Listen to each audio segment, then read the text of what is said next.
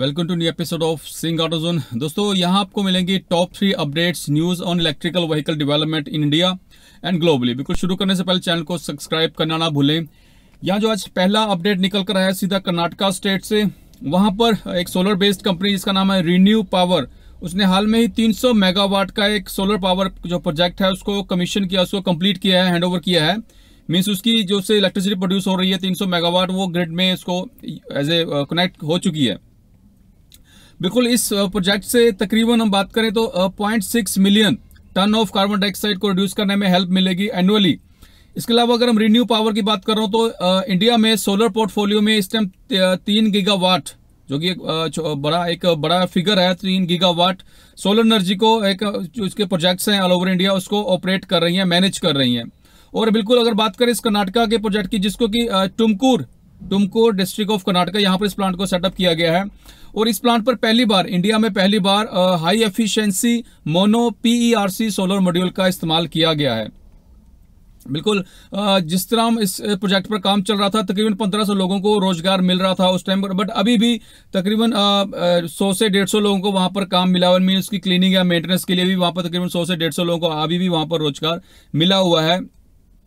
अगर बात करें रिन्यू पावर की टोटल सोलर और वाइंड दोनों कंबाइंड एनर्जी की बात करें तो आज की डेट में फरवरी 2019 तक जो डाटा है उसके हिसाब से 7.5 गीगावाट जो इलेक्ट्रिसिटी को ये जो प्रोजेक्ट्स हैं उसको मैनेज कर रहे हैं, जो कि दोस्तों 7.5 गीगावाट एक छोटा मोटा फिगर नहीं है। ये बहुत, इससे आप लगा सकते हैं कि बहुत बड़े ऑल ओवर इंडिया के डिफरेंट लोकेशन पर प्रोजेक्ट्स हैं सोलर और वाइंड। तो दोस्तों एक अच्छी बात है, ये तो सिर्फ एक कंपनी की बात है, ऐसी कई कंपनीज जो भारत में ऑपरेट कर रही हैं, जो कि जिससे कि काफी हेल्प मिलेगी। जो गवर्नमेंट ऑफ इंडिया का जो एक टारगेट था कि 2022 तक 175 गीगावाट सिर्फ और सिर्फ रिन्यू एनर्जी से इसको एड ऑन करने की बात है ग्रिड में, तो ये पॉसिबल है। जिस हिसाब से ये प्रोजेक्ट्स आ रहे हैं, काम चल रहा है, कुछ भी नामुमकिन नहीं है।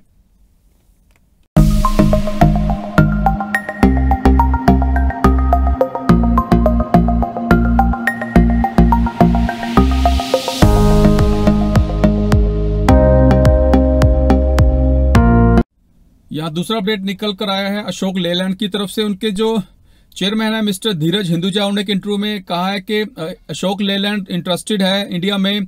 ऑलरेडी वो इलेक्ट्रिकल बस सेगमेंट में तो काम कर ही रही है इलेक्ट्रिकल सेगमेंट में, बट वो 4 व्हीलर छोटे जो कार्स वगैरह हैं उन पर भी कमर्शियल, प्राइवेट और कमर्शियल दोनों में 4 व्हीलर में इंटरेस्टेड है। उसके लिए वो लोकल लेवल पर ज्वाइंट वेंचर के लिए भी कोशिश कर रही है।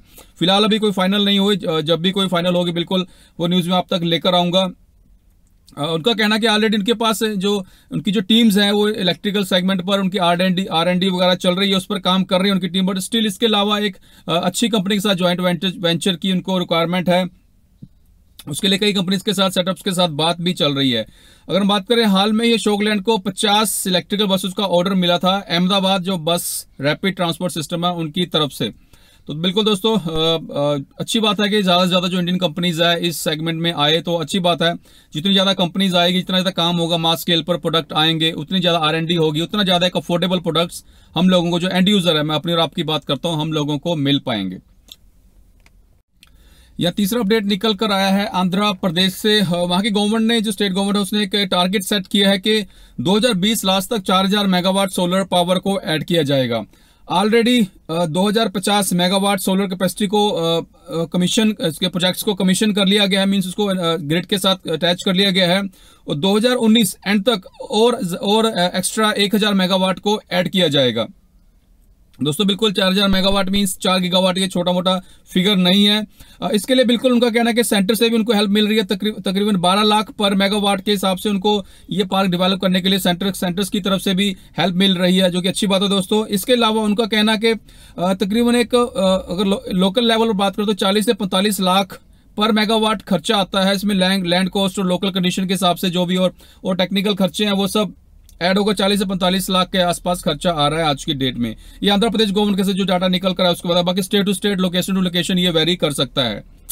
बिल्कुल दोस्तों ये जो बात कर रहे हैं 4000 मेगावाट यानी कि 4 गीगावाट, ये काफी हेल्प करेगा। जो गवर्नमेंट ऑफ इंडिया का टारगेट है, जैसे मैंने पहले इस वीडियो में पहले कहा है कि जो गवर्नमेंट ऑफ इंडिया का टारगेट था 2022 तक 175 गीगावाट सोलर एनर्जी और रिन्यूएबल एनर्जी से जो सोर्स इलेक्ट्रिसिटी सोर्स है उसको ऐड करने की बात हो रही है, टारगेट है। और मुझे कोई शक नहीं है कि ये टारगेट बल्कि उससे पहले पूरा हो जाएगा, जिस हिसाब से ये सब प्रोजेक्ट्स इंडिया में आ रहे हैं। दोस्तों आज के लिए इतना ही। वीडियो अच्छी लगे शेयर जरूर कीजिएगा। धन्यवाद। जय हिंद दोस्तों।